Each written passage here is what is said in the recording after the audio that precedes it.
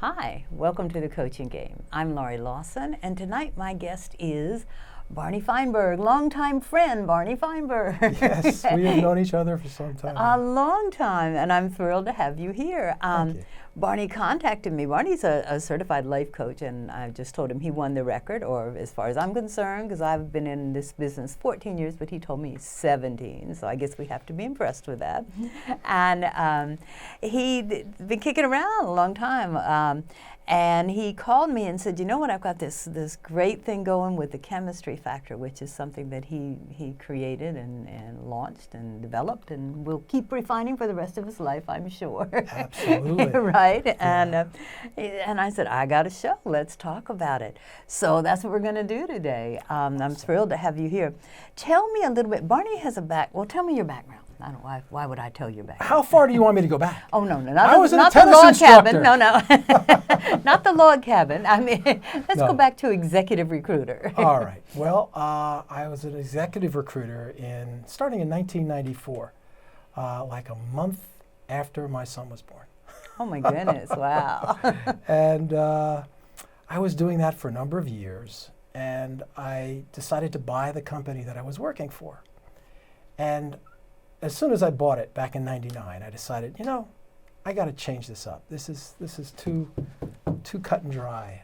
And so I decided to become a certified life and executive coach. That's amazing in '94. In '94, when you said coach, they go, yeah, basketball? No. I wasn't coaching then. I was doing executive recruiting then. Oh, okay. And then I bought the company in '99. Oh, '99. Well, still. And then I started training to be a coach. Mm-hmm. And ever since then, back in 2000, I used 2000 as the start date, I've been merging recruiting and executive coaching. Mm-hmm. Okay, and I created what I call the life balance recruiter. Okay, that's what I am, a life balance recruiter from my recruiting perspective. I love it. And from there, I got deeper into it. I can't help myself but to merge it more. So I discovered that to me everything revolves around chemistry. And I created the chemistry factor process. And it's evolved over time. I just opened my new website. It just launched like a week ago. It's down at the bottom of the page.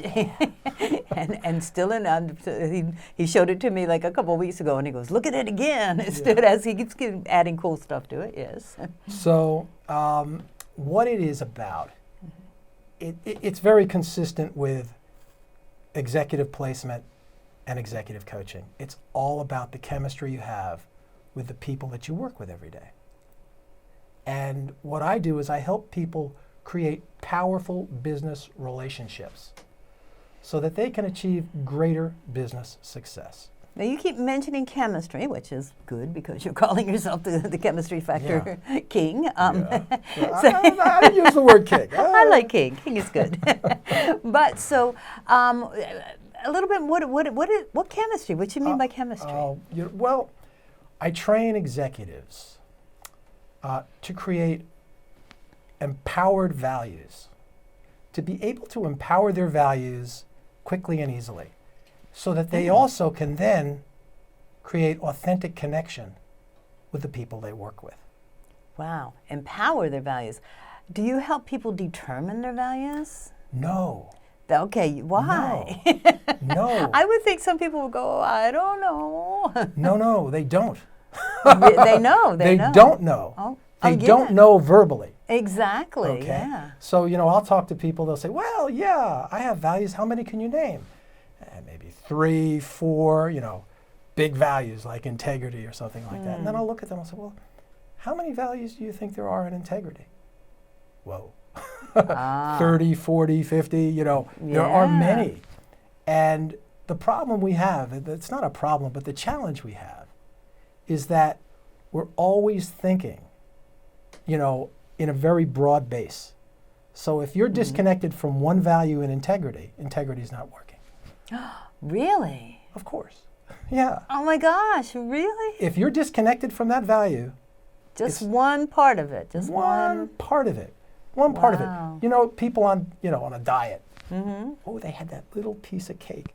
Whoa, they're out of integrity. Now they haven't eaten cake for 6 months. Sounding familiar? Right? But we are always, look, I could get into a lot of detail, but what I wanted to say was this.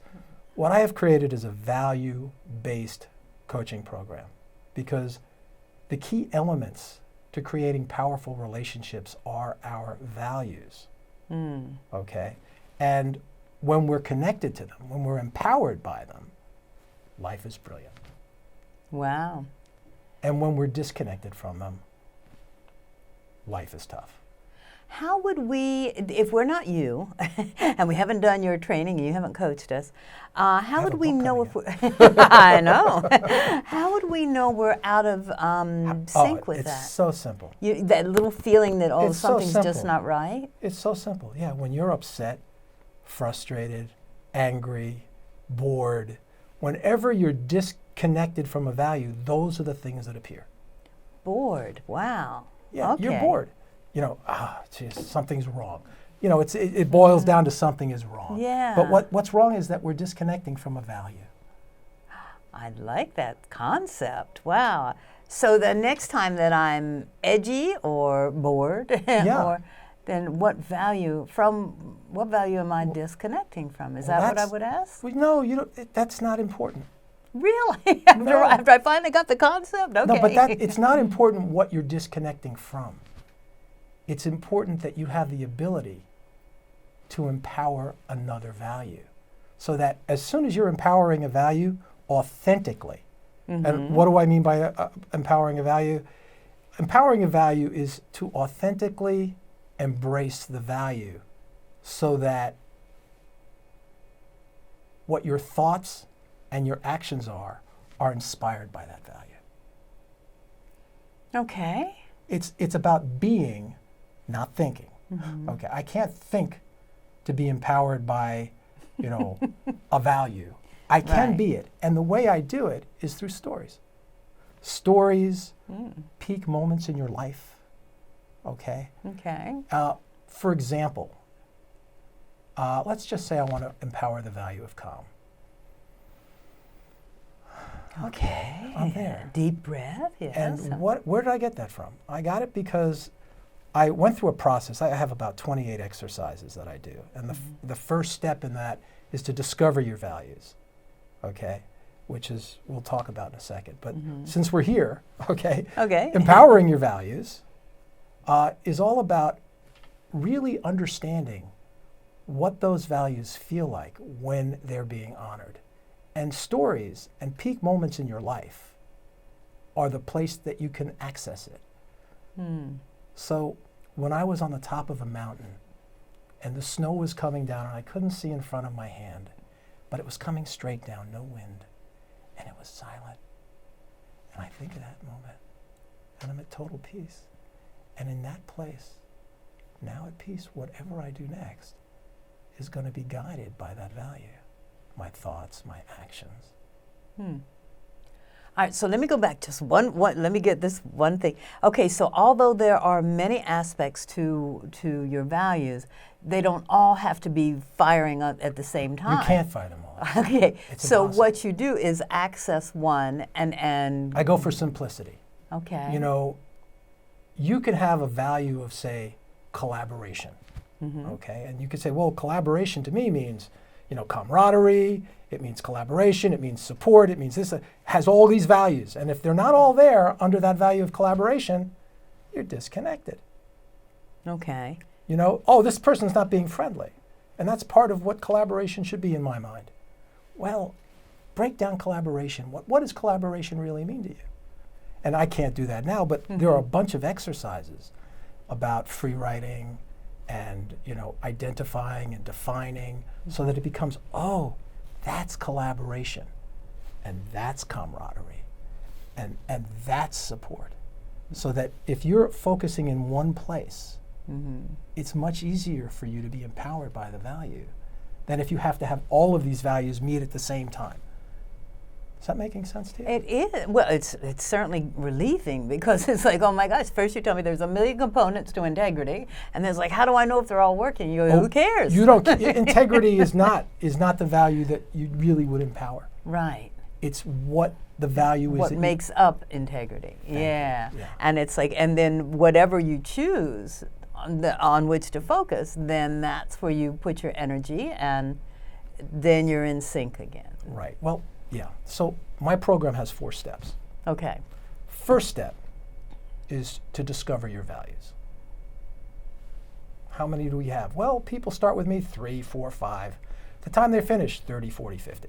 Okay. Yeah. Wow. And there's more, but that's enough for the time being. Okay. And once you start seeing them all, and you can identify them separately, and we do writing exercises, peak moment stories, challenge stories in your life, and then looking at the story itself, it's amazing how many values you can uncover. Now, these are real stories. These are stories Your from your personal past stories. experience. Yeah, you don't make up a fantasy island and Not you could, but it wouldn't be as powerful. Right. What do they say? Better to learn how to fish than to give somebody a fish, right? Right. I think so. Teach them how. I don't know. Teach them how to fish. Teach them how to fish. Teach them how to fish. Instead of giving them a fish. Right. Yeah, No. okay, But they discover them themselves. Yeah. And so now they've got a whole bunch. 50. That's a lot. As you said, it's overwhelming. Yeah. Okay? Yeah. But the next step is to choose a few. You begin, slowly, and you build yourself up. And how do you choose them? I have goals and challenges. Okay. I asked my client, give me a couple goals. Give me a 3-month, 6-month, whatever goals you want, and give me a couple of challenges to start things off. Okay, wow. And we coach them into what really resonates for them. And then, okay, great. And this is in business, okay? So goals in business are pretty easy to identify. You said something to do with money and returns and stuff like that. Best practices, right, things all of that that stuff. nature. Yeah. And then also challenges, and a lot of the challenges that you find in business, and we're so numb to it, we don't even feel it, are the people we work with. Oh, yeah. We get so used to it that we're, externally trying to smile and internally we're churning. And when you're disconnected, that's what invented Thank God It's Friday. Yes. God, I need a weekend to recover to get to the next Monday and then we have Wednesday hump day and all of this stuff. And all of that. Because people are so often disconnected from their values, and they don't really realize it. They try to buckle up. I'll get through this. But it's not. Or think of the paycheck, or think of the benefit. I mean, it's like, I don't know if people, I feel that after 2008, I feel people feel like, okay, grin and bear it. This is as good as it's going to get. Be glad you have a job. Crazy stuff like that. So thankfully, it's not everybody. I know. So thank heavens that you've come along and go, look, you can be, there's a way to get a relationship going that's going to make you happy and fulfilled. That's exactly what it is. And, the way I look at it is this. Values are our destiny. When you're honoring them, when you're connected to them, when you're empowering them, it's smooth sailing. You know exactly where you want to go, and you go there with enthusiasm, okay?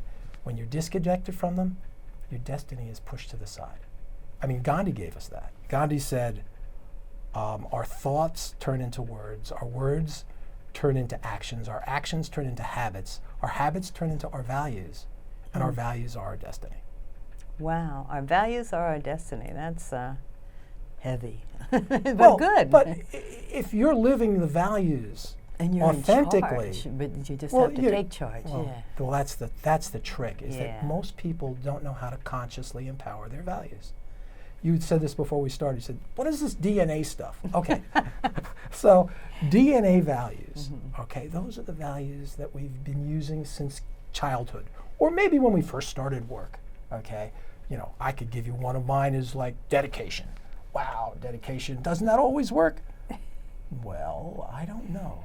Okay, it doesn't always work. No, not always. There are times that dedication disconnects us. Especially if I'm dedicated to this project, and there are 3 other projects over here, but I just will not stop until I get this project because I'm dedicated to it. That might be, my business may be suffering. Okay? Yeah. So dedication isn't serving me. What would serve me? Who knows? It could be anything. It could be confidence. It could be, it could be, as I said before, collaboration or whatever it may be. When you have control to consciously empower a value, and if I'm dedicated and I'm not feeling happy about what I'm doing, something's amiss. Something's amiss. If I'm not happy about what I'm doing, if I'm disconnected from the work that I'm doing, if I'm struggling, if it's hard, then I'm disconnected from the value. I can promise you that. If, on the other hand, I'm connected, it's totally, it's a flow. It's easy. It may say, walk away, do something else. You know, sometimes people walk outside for 5 minutes. You'll feel better. Oh, maybe that's what'll happen. Or maybe you'll get to a different project. Or maybe you take a breath of fresh air and suddenly, oh, I get it. It's who you're being that makes all the difference in how you're connecting with yourself. Yeah. We're just talking about ourselves right now. Exactly. Okay? And that alone is really powerful. Really powerful. You can start, authentically connecting to your values whenever you choose. When you see you're disconnecting, I'm not saying this is a panacea like it's 100% all the time, but improve it 20% today. Improve it, get to 30%. It gets better and better and better. So that alone is a fantastic thing to be able to do. It's an interesting concept because I do some mentor coaching for the school from which I graduated, and inevitably, at some point after the participants have been training for a while, they'll go, I had the best coaching session ever because I stopped trying to find the right question and I stopped trying to think, what should I do next? And I just let it happen. And I'm going, now you know that's the joy of coaching. Because the other, it's like, oh, I hope I don't ask the wrong question and how am I going to move the action forward? And so that's I can identify with that so much. We could all relate when we were starting out. When you really get into it though, it's like, oh, that was fun. I had a good time doing that, yeah. Right. So you're saying on an individual basis. You start individually. The first two steps are first to identify your values, then to goals and challenge and say, oh, what values do I think would be most powerful if I was, employing them to do my actions in achieving them, okay? Okay, let's pick 5, 6, 7, 8, whatever they may be. Now let's empower them. And empowering them is through story, through peak moments in your life, where that moment identifies it. I gave you a moment when it was calm, okay? So, I could give you moments when I hit my first home run. And that starts from the beginning of hitting the home run of dedication, because all I kept doing for like weeks and weeks was swinging at a spot hundreds of times to, to really focus. And focus, that could be for focus too. But the point is, those peak moments, oh yeah, focus. So my focus right now would be, those are the first two steps. And to empower your values. Focus, okay. Identify the values, empower the values. Empower and focus, gotcha, okay. That's pretty cool stuff. Yeah. All right, but to go beyond that, the next step is to discover the values of the people that you work with. To listen for. Oh my, that sounds like a lot of work, but well, and to really. Have them empower, I guess. Well, it's not really a lot of work. No? No. Once you become knowledgeable of your values. You see, yeah, it's a lot of work if you only have 3.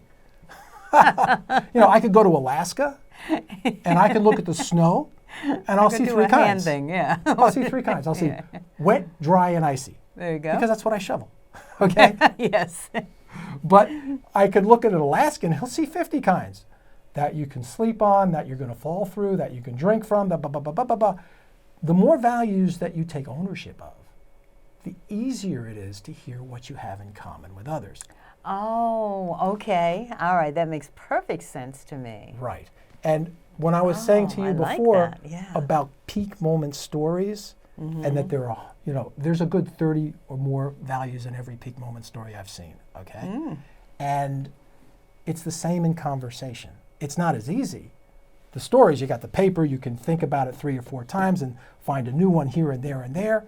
But when you're talking to people and you've got this arsenal of values and you're listening in the conversation, because in every sentence there are multiple values. Every sentence there are multiple values. Every sentence. Every sentence. Ooh, okay. And when you start practicing that and you discover, Oh, this guy who I always thought was out of integrity. No, he's just late. Hello. We won't talk about it. But